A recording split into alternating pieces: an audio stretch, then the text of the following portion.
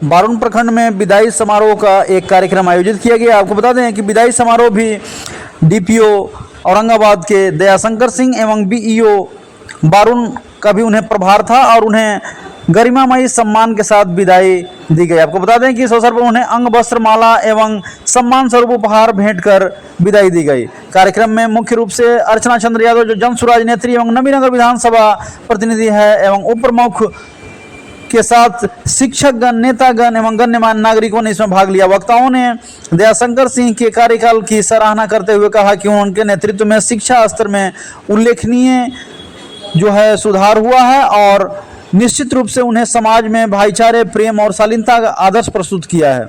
अर्चना ने साथ ही बताया कि शिक्षा विभाग में दयाशंकर सिंह जैसे कर्मठ अधिकारियों की भूमिका अमूल्य होती है। यह समारोह न केवल एक अधिकारी की विदाई थी बल्कि समाज को शिक्षा और संस्कार का संदेश देने वाला प्रेरणादायी आयोजन भी रहा। डीपीओ जो शिक्षा विभाग का एक महत्वपूर्ण कड़ी है जो जमीनी स्तर पर शिक्षा की गुणवत्ता में सुधार के लिए लगातार काम करती है। कार्यक्रम की अध्यक्षता पूर्व शिक्षक राम प्रताप जी ने किया एवं संचालन शिक्षक मुकेश जी ने किया। ये जानते हैं कि इस अवसर पर अर्चना ने क्या कुछ बताया। आज जिस तरह की विदाई आप लोगों ने की वो देखकर मन गदगद हो गया। आपने एक पदाधिकारी की विदाई नहीं की। मैं आप लोगों को बता दूं, हमारे डीपीओ साहब, हर व्यक्ति चाहता है कि वो आगे जाए और औरंगाबाद जिला तो हमेशा से अपने पदाधिकारियों का जब भी यहाँ से गए हैं वो आगे ही कुर्सी को संभाले हैं। और सबसे बड़ी बात, ये नवीनगर विधानसभा है और जिस तरह से स्वागत एक दामाद का किया जाता है, आप लोगों ने वैसा स्वागत किया, इसके मैं एक बार फिर से आपको तहे दिल से धन्यवाद देना चाहूँगी।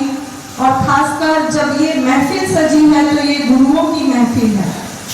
आज आप लोग को देखकर ऐसा महसूस होता है कि जब इतनी शालीनता और इतना संस्कार आज भी हमारे बिहार में जिंदा है, हमारे औरंगाबाद जिला में जिंदा है, फिर हमारे जो अगली पीढ़ी है उसकी सोच कहाँ चली है, ये सोचने की जरूरत है। क्योंकि अगर पूरा हिंदुस्तान को अगर देखा जाए तो अगर हिंदुस्तान कभी भी गड़बड़ाता है तो लोग अगर किसी को देखते हैं तो वहाँ के शिक्षक को ही देखते हैं, क्योंकि शिक्षक ही समाज का सबसे बड़ा नींव है। अभी यहाँ पे हमारे पूर्व शिक्षक प्रताप जी से अजय जी कह रहे थे कि आपने हमें इतना मारा है कि आज मैं इस योग हूँ कि आज मैं भी एक शिक्षक बन गया हूँ। तो कहीं ना कहीं हमने अपने अगले पीढ़ी को एकदम स्वतंत्र छोड़ दिया है, एकदम स्वतंत्र है। और समाज में जब मैं सभी जगह जा रही हूँ तो ये दुर्भाग्य है इस हिंदुस्तान की कि आज हमारे यहाँ हमारे समाज ने कभी पूंजीपतियों का साथ नहीं दिया था। हमने संस्कार को और शिक्षा को सबसे आगे रखा था, लेकिन आज हर समाज पूंजी के पीछे भाग रहा है। माता पिता भी अपना बच्चे को हर सुविधा देकर सोचते हैं कि मैंने सब बहुत बड़ी सुविधा दे दी, मेरा बच्चा आगे जरूर चला जाएगा। लेकिन मैं आपको बता दूं, ये कसाई बाड़ा है, ये धरती कसाई बाड़ा है, कोई भी कभी भी चला जा सकता है, लेकिन अगर धरती पर जिंदा रहता है तो संस्कार हो, उसका शिक्षा। और यहाँ पे हमारे पूर्व प्रमुख जी ने बहुत बड़ी बात कही, समय कोई भी किसी भी व्यक्ति को अगर समय के बारे में कोई सिखाता है तो वो शिक्षक ही सिखाता है।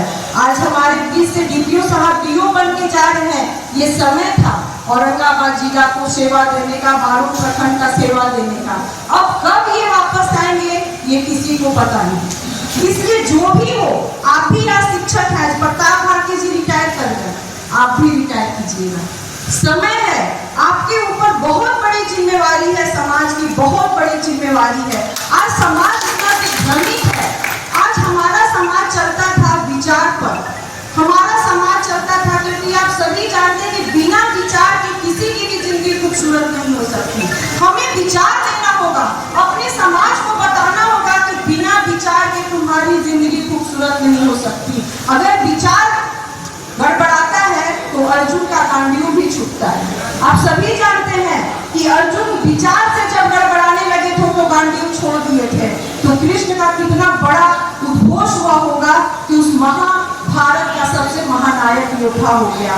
तो मैं आप सभी गुरुजनों से वही कृष्ण बनने का अपील करने आई हूँ।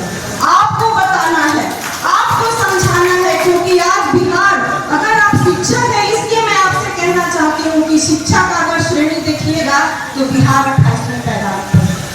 कहीं भी शिक्षा का मजाक बन के रह गया है हमारे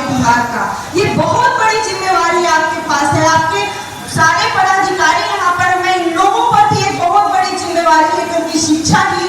शिक्षा के बारे में अम्बेडकर ने कहा था कि शिक्षा वो शेरनी का दूध है जो जितना उसे पिएगा अपनी अभिव्यक्ति जरूर पेश करेगा।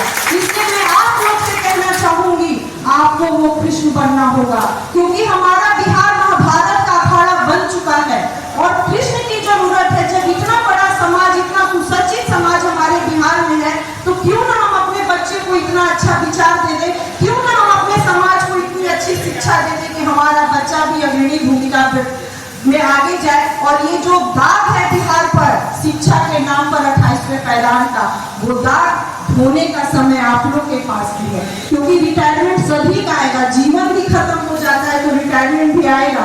अगर रिटायरमेंट से पहले अपने स्कूल को, अपने बच्चे को, और ये जिम्मेवारी पदाधिकारियों का, जनप्रतिनिधियों का, समाज के प्रत्येक वर्ग को है कि जब जीवन समाप्त हो सकता है, आपके साथ कुछ भी नहीं जाता। मेरा सनातन इतना खूबसूरत है, सनातन बार बार इस बात को समझाता है कि जीवन पर किसी का भरोसा नहीं, कब हम सूर्योदय देखेंगे कि नहीं देखेंगे ये कोई बात नहीं जानता। तो जब हमें समाज में कोई पद मिला है तो अपने पद की अहम भूमिका निभाएं और समाज को खूबसूरत बनाएं। और सनातन में आप गुरुओं के लिए तो इतनी बड़ी लाइन कही गई है, क्योंकि गुरु के बिना और गुरु के दिशा निर्देश के बिना कभी समाज खूबसूरत नहीं हो सकता। अगर माता किसी बच्चे की पहली शिक्षक होती है, लेकिन माता पिता कुछ दूर रखे अपने बच्चे को चलना, खाना पीना सिखलाते हैं, समाज में रहना, परिवार में रहना सिखाते हैं, लेकिन समाज को आगे कैसे ले जाना है, समाज को कैसे आगे बढ़ाना है, अगर ये कोई सिखलाता है तो शिक्षक सिखलाता है।